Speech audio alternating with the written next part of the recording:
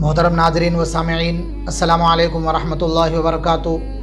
मैं हज़रात के सामने ख़ानदान ग़ुलामान का बानी मोहम्मद क़ुतबुद्दीन ऐबक के हवाले से चंद बातें आपके सामने पेश करना चाहता हूँ। शिहाबुद्दीन मोहम्मद गौरी ने 1206 तक हुकूमत की और हिंदुस्तान के बहुत सारे इलाक़ों को मोहम्मद गौरी ने फ़तह किया और बहुत सारे इलाक़ों पर अपनी हुकूमत कायम की। यहाँ के बहुत सारे इलाक़े गौरी की ज़ेर सल्तनत रहे।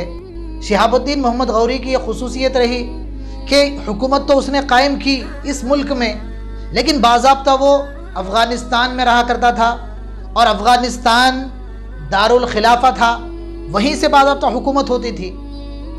और क़ुतबुद्दीन ऐबक की यह खुसूसियत है कि उसने बाज़ाब्ता यहीं से हुकूमत की।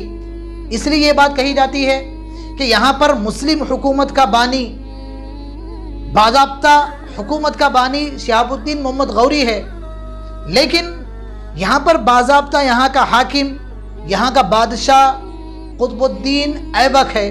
क़ुतबुद्दीन ऐबक ये शिहाबुद्दीन मोहम्मद गौरी का ख़ास ग़ुलाम था और औलाद की तरह शिहाबुद्दीन गौरी क़ुतबुद्दीन के साथ बर्ताव करता था।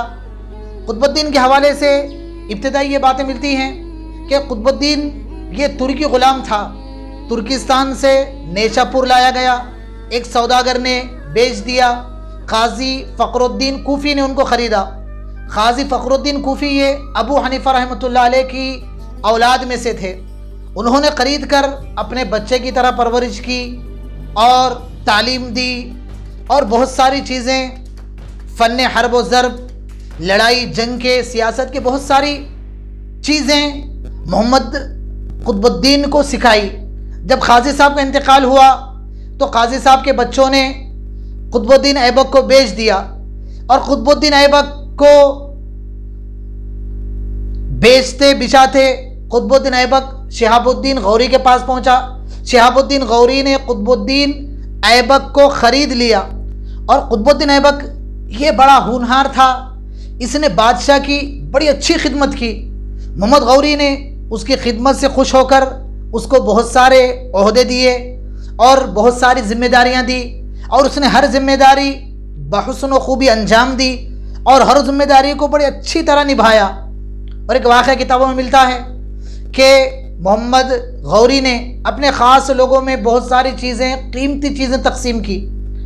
क़ुतबुद्दीन ऐबक को भी बहुत सारी कीमती चीज़ें दी। जब क़ुतबुद्दीन ऐबक दरबार से निकला तो वो तमाम की तमाम कीमती चीज़ें उसने ग़ुलामों को और हबशियों को दे दी, ग़ुलामों में तकसीम कर दी। जब ये बात गौरी को मालूम हुई तो क़ुतबुद्दीन की सखावत से बहुत मुतासिर हुआ और क़ुतबुद्दीन ऐबक ये बहुत सखी था और सखावत में उसकी मिसाल दी जाती थी। क़ुतबुद्दीन ऐबक ने शिहाबुद्दीन गौरी के मातहत नायब के तौर पर भी इस मुल्क में एक लंबे अरसे तक हुकूमत की, लेकिन बाज़ाब्ता उसकी खुद मुख्तारी का दौर 4 साल रहा। शिहाबुद्दीन गौरी 1206 में इंतकाल कर गया। 1206 से 1211 तक क़ुतबुद्दीन ऐबक का दौर था। उसने 4-5 साल लगभग यहाँ हुकूमत की। इसकी जो हुकूमत का दौर था ये बिल्कुल अमन व अमान से भरा हुआ था और एक पुरअमन बादशाह था।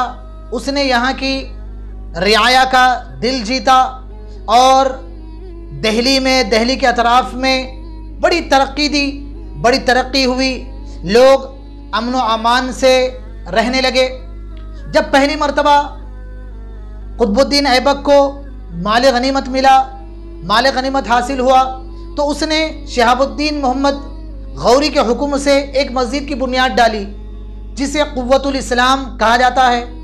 बड़ी आलीशान मस्जिद थी, तारीख़ी मस्जिद थी और बड़ी खूबसूरत मस्जिद थी जिसके कुछ नमूने अभी भी मौजूद हैं। फिर उसके बाद एक दूसरी चीज़ कुतुब मीनार की बुनियाद डाली, लेकिन उसकी तकमील शमसुद्दीन अल्तमश के दौर में हुई। क़ुतबुद्दीन ऐबक ये ख़ानदान ग़ुलामान का एक बड़ा अहम बादशाह गुजरा है। बिल्कुल इब्तदाई हैसियत में उसने ख़ानदान गुलामान को मजबूत किया और हुकूमत को बहुत वुसअत दी और हुकूमत के इस्तेहकाम के लिए जो चीज़ें ज़रूरी थी कुतुबुद्दीन ऐबक ने वो तमाम चीज़ें अंजाम दी। 1211 में कुतुबुद्दीन ऐबक एक घोड़ों के खेल में शरीक था और घोड़े से गिर पड़ा और उसके ऊपर घोड़े की जैन गिरी। ज़्यादा ज़ख़म आने की वजह से, ज़्यादा चोट लगने की वजह से ताब ना लाकर कुतुबुद्दीन ऐबक का इंतकाल हुआ। इसके बाद ख़ानदान गुलामान में बड़ी बड़ी हैसियत के और बड़ी खुसूसियात वाले अहम बादशाह हुए हैं। इंशाअल्लाह मज़ीद शमसुद्दीन अल्तमश के हवाले से, नासिरुद्दीन महमूद के हवाले से, ग़ियासुद्दीन बलबन के हवाले से मज़ीद खिलपें आप हज़रात के सामने आएंगी। इसी के साथ रुख़्सत होता हूँ। वस्सलामु अलैकुम वरहमतुल्लाहि वबरकातुहू।